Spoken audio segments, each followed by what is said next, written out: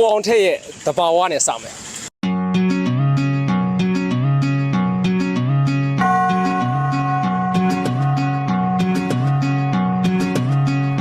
ညာလေးတညာလာလေးကမသာဘဝလေးတဲ့သူလေးရောက်လာဘသူလေးမေးတာမမေးပါနဲ့တဲ့ကတားလေးနဲ့ဆိုညီတဲ့ခါအိုးသချင်းလေးကိုယ်နှလုံးသားခဏလေးတွင်မှကျွမ်းဝင်ခဲ့ကာရမဒန်တွေထဆွန်တဲ့သောနှခမ်းလေးနဲ့ရင်ခုန်မဝင်စေသည်